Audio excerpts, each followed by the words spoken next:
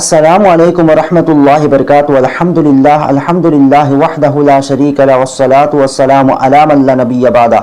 সুপ্রিয় দর্শক শ্রোতারা, হাতের মধ্যে কিংবা তো পায়ের মধ্যে নখ পালিশ লাগিয়ে অজু নামাজ পড়লে নামাজ হবে কি, একটা প্রশ্ন এসেছে। দেখেন, হাতে কিংবা তো পায়ের মধ্যে যদি আপনি নখ পালিশ লাগান তাহলে প্রথমে আপনার অজুই হবে না। আর অজু যখন না হবে আপনার নামাজ কিভাবে হবে? নামাজ কখনোই হবে না। দেখেন, হাতের মধ্যে যদি আপনি কিংবা তো পায়ের মধ্যে নখ পালিশ লাগান তাহলে নখের ভিতরে আপনার পানি যাবে না, সেই জন্য আপনার অজু হবে না। অজু যখন হবে না আপনার নামাজ কখনোই হবে না।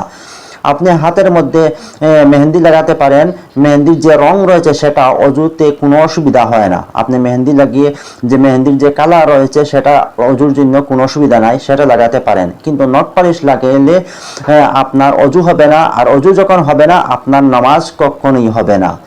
2 নম্বর প্রশ্ন হচ্ছে যে রাসূল করিম সাল্লাল্লাহু আলাইহি সাল্লাম ছাড়া অন্য কোন কারো ক্ষেত্রে কি রাহমাতুল লিল আলামিন শব্দ উপাধিটা ব্যবহার করা যাবে কি? না, রাসূল করিম সাল্লাল্লাহু আলাইহি সাল্লাম ব্যতীত অন্য কারো ব্যাপারে রাহমাতুল লিল আলামিন শব্দটা আপনি ব্যবহার করতে পারবেন না।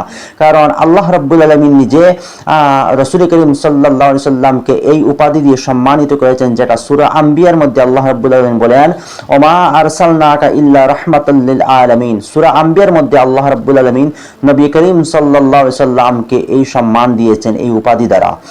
আরেকটা প্রশ্ন রয়েছে যে নামাজের মধ্যে নবী করিম সাল্লাল্লাহু আলাইহি সাল্লামের খেয়াল আসলে কি নামাজ হবে কি? দেখেন, নামাজের মধ্যে আপনি যখন তাশাহুদ পড়বেন, যখন দুরূদ পড়বেন, তখন সম্ভব রয়েছে রাসূল করিম সাল্লাল্লাহু আলাইহি সাল্লামের খেয়াল আসতে পারে, এর জন্য আপনার নামাজ নষ্ট হবে না। কিন্তু আপনার একথা স্মরণ রাখতে হবে যে আপনি নামাজ আল্লাহ রাব্বুল আলামিনের পড়তেছেন, অন্য কারণ নয়। কিন্তু নামাজের মধ্যে যদি হুজুর সাল্লাল্লাহু আলাইহি সাল্লামের খেয়াল এসে যায় আপনার নামাজ নষ্ট হবে না, কোনো অসুবিধা নেই। কারণ দুরূদ এবং তাশাহুদ পড়তে স্বাভাবিক এটা আসতে পারে, নামাজ নষ্ট হবে না।